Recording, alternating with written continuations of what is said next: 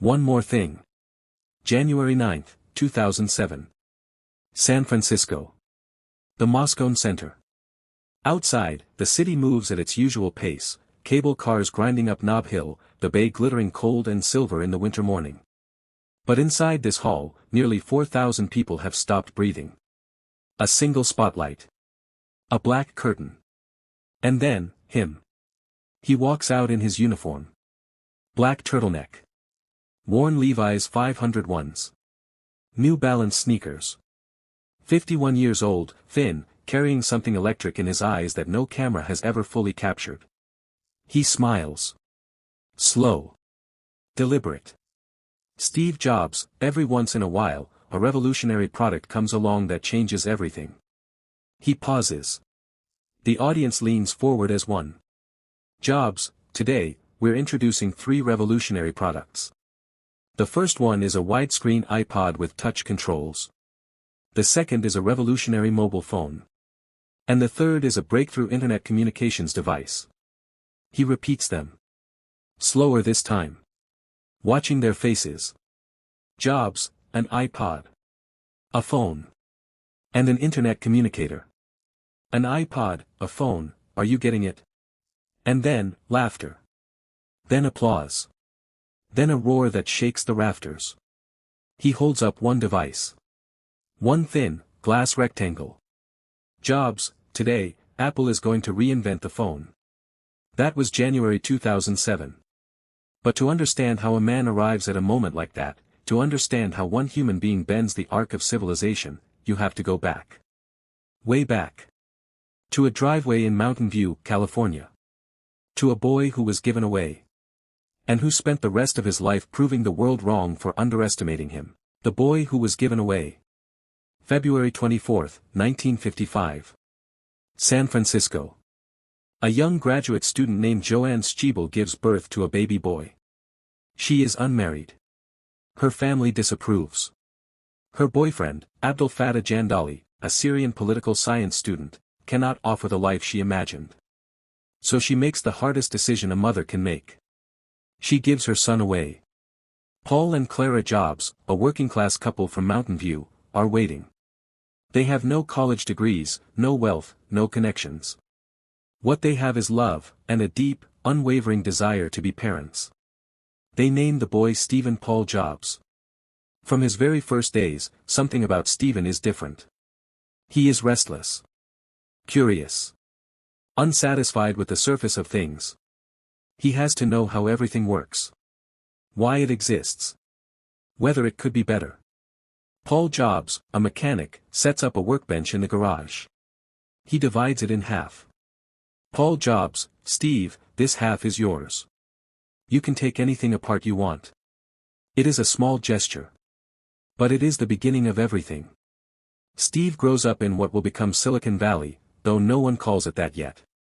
The apricot orchards are slowly being replaced by aerospace firms and electronics companies.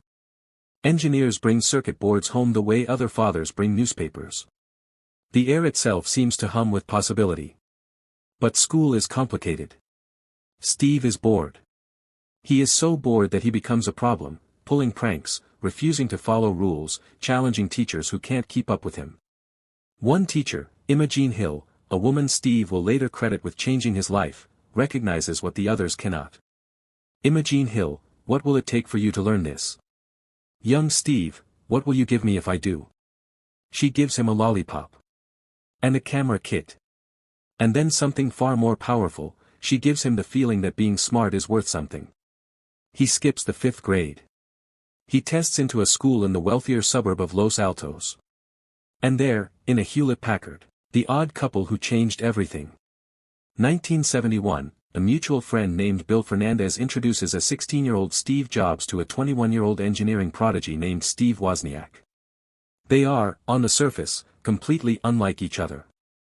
Wozniak, Woz, everyone calls him, is gentle, generous, and almost childishly in love with engineering for its own sake.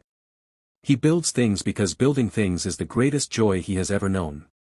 He doesn't care about money. He barely cares about credit. He simply wants to create the most elegant circuit boards in the world. Jobs is fire where Woz is water. Jobs is intensity where Woz is ease. Jobs wants to change the world. Woz just wants to build cool stuff. But together, they are something extraordinary. Their first collaboration is something that would get them both arrested today. Inspired by a phone phreaker named John Draper, who discovered that a toy whistle from a Captain Crunch cereal box emitted the exact frequency to manipulate the AT&T long-distance network, the two Steves build a device called a blue box. It lets them make free long-distance phone calls by hijacking telephone lines. Jobs immediately sees the commercial potential. Jobs, Woz, we can sell these. Wozniak, Steve, it's illegal. Jobs, $200 apiece. I'll handle the sales. They sell 200 of them out of a Berkeley dormitory. It is Jobs' first product. His first taste of what it feels like to build something and put it in someone's hands for money. He never forgets the feeling. If it hadn't been for the blue box, there would have been no Apple. Steve Jobs. The Garage. 1976, Jobs is 21 years old. He has just returned from 7 months in India, searching for enlightenment, carrying a shaved head and a profound restlessness that travel did not cure. Wozniak has built something remarkable in his spare time, a personal computer unlike anything that exists. He calls it the Apple I. It is hand-built, raw, functional. Woz wants to give the schematics away for free to the Homebrew Computer Club, the community of engineers and hackers who share ideas for the love of it. Jobs has a different idea. Jobs, Woz, we could sell this. Wozniak, who would buy a computer? Jobs, people. Regular people. If we make it simple enough. They found Apple Computer on April 1, 1976, April Fool's Day. Whether this is ironic or prophetic depends entirely on your perspective. Jobs sells his Volkswagen van. Wozniak sells his HP scientific calculator. Together they raised $1,300. They set up production in the garage of Paul and Clara Jobs in Cupertino, California. The garage is unglamorous. Extension cords snake across the concrete floor. Circuit boards are assembled by hand on folding tables. Clara Jobs brings them sandwiches and tries not to trip over the cables. But something is being born here. Something that will one day be worth over $3 trillion. A local computer retailer named Paul Terrell places an order for 50 units at $500 each. Jobs drives to a parts supplier and negotiates 30 days of credit on the components. He then builds, delivers, and collects payment, all before the credit comes due. 23 years old, with no business training, Steve Jobs has just executed his first supply chain miracle. The Apple II follows. It has color graphics. It has a keyboard. It has an expansion bus that lets users add their own hardware. And crucially, it looks beautiful. Jobs insists on a molded plastic case, smooth and cream-colored, designed to sit on a desk in a home, and think different. The early 1980s. Apple is growing so fast it can barely contain itself. Jobs is everywhere, in product meetings, in design sessions, in the cafeteria interrogating engineers about their lunch choices. His management style is unlike anything the business world has seen. He has what the people who work for him call a reality distortion field, a kind of gravitational pull so powerful that it bends the perception of what is possible. He will tell an engineer that a task will take 6 months, the engineer will say it cannot be done in less than a year, and somehow, the engineer will find a way to do it in 4 months. He is not always kind doing it. He is frequently brutal. He fires people in elevators. He weeps in product reviews, real tears, not performance, when a design doesn't meet his standard. He is mercurial and visionary and exhausting and absolutely, completely alive. In 1984, he bets everything on the Macintosh. The Super Bowl commercial airs once. January 22, 1984. Directed by Ridley Scott. A gray dystopia, rows of shaved-headed workers staring at a screen where a Big Brother figure drones ideology, and then a woman in color, running, hurling a hammer, shattering the screen. The text reads: On January 24, Apple Computer will introduce Macintosh. And you'll see why 1984 won't be like 1984. America stops. Then rewinds. Then watches again. The Macintosh launches with a graphical user interface, a mouse, windows, icons, concepts borrowed from Xerox PARC and reimagined into something a child could use. It is not the fastest computer. It is not the most powerful. But it is the most human computer ever built. Jobs, we're here to put a dent in the universe. Otherwise, why else even be here? The human behind the vision. Steve Jobs is not an easy man to love. He will tell you this himself, in rare moments of painful honesty. He is demanding in a way that most people cannot sustain. He sees the world divided, almost literally, into the brilliant and the mediocre, the insanely great and the merely good. He has little patience for the space in between. He is also, in his personal life, often absent. He has a daughter, Lisa, born in 1978, whom he denies paternity of for years, a decision he will spend the rest of his life regretting, and trying to make right. But there is also this, a woman named Laureen Powell, sharp and grounded and unimpressed by his fame, whom he meets at a lecture he gives at Stanford in 1989. He is supposed to leave after the talk. Instead he finds himself sitting with her in the parking lot, talking until dark. Jobs, I thought to myself, if this is going to be the person I spend my life with, I'd better get in a car. They marry in 1991. She is his anchor. His quiet center. The person who sees past the legend to the man underneath, and chooses both. They have 3 children together. And in those children, in those evenings at home in Palo Alto, Steve Jobs finds something he cannot design or launch or iterate, something that simply is. He will later say that his family is his greatest creation. He says it in a way that makes you believe he means it. Thrown out of heaven. 1985, Apple's board of directors meets in a room Steve Jobs built. And they vote him out of power. The conflict has been building for years. Jobs recruited John Sculley, the president of PepsiCo, to be Apple's CEO in 1983, seducing him with one of the most famous lines in corporate history. Do you want to sell sugar water for the rest of your life, or do you want to come with me and change the world? Steve Jobs to John Sculley. Sculley comes. But as Apple's sales stumble and internal wars erupt between the Macintosh division and the rest of the company, Sculley sides with the board against Jobs. Jobs is stripped of his operational duties. Given a title. Given an office. Given nothing real. He is 30 years old. He has just been fired from the company he founded. He later describes what comes next as the most creatively liberating period of his life. But in the moment, it is devastation. Jobs, I didn't see it then, but it turned out that getting fired from Apple was the best thing that could have ever happened to me. He doesn't look like a man who believes that yet. He looks like a man whose world has just ended. The wilderness years. He starts again.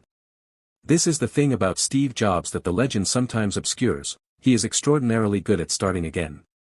He founds Next Computer in 1985, building workstations for the education and business markets. The machines are beautiful, a perfect matte black cube, and wildly expensive and somewhat commercially disappointing. But the operating system underneath them, a thing called Next Step, is years ahead of its time. It is the foundation on which Tim Berners-Lee will build the first web browser. The World Wide Web is, in part, a Next product. Jobs also buys a small computer graphics division from George Lucas for $5 million. He renames it Pixar. No one thinks this is a good idea. 10 years later, Toy Story becomes the first fully computer-animated feature film in history. It earns $360 million worldwide. Pixar's IPO makes Steve Jobs a billionaire, for the first time from a company that isn't Apple. But something else is happening in these years. Something quieter and more important. Steve Jobs is growing up. He is learning to listen, not always, not perfectly, but more than before. He is learning what it means to be a father, a husband, a person with a life beyond his products. He is learning that the difference between a great leader and a merely brilliant one is the willingness to be wrong. I'm convinced that about half of what separates successful entrepreneurs from the non-successful ones is pure perseverance. Steve Jobs, the Second Coming. 1997, Apple is 90 days from bankruptcy. The company has released product after product that no one wants. There are 17 different versions of the Macintosh. The operating system hasn't been updated in years. The stock price has collapsed. Michael Dell, asked what he would do if he ran Apple, answers without hesitation. Michael Dell, I'd shut it down and give the money back to shareholders. And then Apple buys Next for $429 million. And Steve Jobs comes home. He walks into the first all-hands meeting wearing shorts and a t-shirt. The employees are exhausted and demoralized. He looks at them for a long moment. Jobs, Apple has incredible assets. But I've seen companies fall apart and I've seen companies fail. And one of the things that happens is a loss of faith. People start to believe the story that's being written about them. My job, our job, is to not believe that story. He cuts the product line from 350 items to 10. He kills the Newton. He fires the ad agency and calls Chiat /day back. He shoots a campaign in black and white, photographs of Einstein, Amelia Earhart, Martin Luther King, Bob Dylan, and over them, a voice. Here's to the crazy ones. The misfits. The rebels. The troublemakers. The round pegs in the square holes. The ones who see things differently. Then comes the iMac, translucent, colorful, a screen and computer in one beautiful egg-shaped unit. People stand in line to buy a computer. No one has ever stood in line to buy a computer. Then the iPod. 1,000 songs in your pocket. Then iTunes, which reorganizes the entire music industry in 18 months. And then, January 9, 2007. San Francisco. One more thing. The iPhone. In 2 years, it becomes the most profitable product in the history of human commerce. The dent in the universe. In 2003, Steve Jobs is diagnosed with pancreatic cancer. He delays surgery for 9 months, trying alternative treatments, a decision he will later say he regrets more than almost any other. The surgery happens. The cancer appears to go into remission. And Jobs returns to Apple as if death has simply made him more urgent. He launches the iPad. He launches the App Store. He launches the MacBook Air, holding it out of a manila envelope to gasps from the audience. But his body is failing. People at Apple learn to read his health in the thinness of his frame, in the pauses he takes walking between buildings. In his final public appearance, the launch of iCloud in June 2011, he is gaunt and slow, but his eyes are still that same intensity. He still talks about products the way a poet talks about words. He resigns as CEO on August 24, 2011. In his letter to the board, he writes, "I have always said if there ever came a day when I could no longer meet my duties and expectations as Apple's CEO, I would be the first to let you know. Unfortunately, that day has come." On October 5, 2011, surrounded by his family, Steve Jobs dies. He is 56 years old. The tributes come from every corner of the world. From presidents and philosophers and engineers and children. People leave iPhones and flowers and handwritten notes outside Apple stores on every continent. But perhaps the most profound tribute is the one that needs no words, the fact that in 2024, over 2 billion people carry in their pockets a device that Steve Jobs imagined. A device that replaced cameras and maps and wallets and music players and alarm clocks. A device that connected the world in ways that no previous technology had managed. He didn't invent the computer.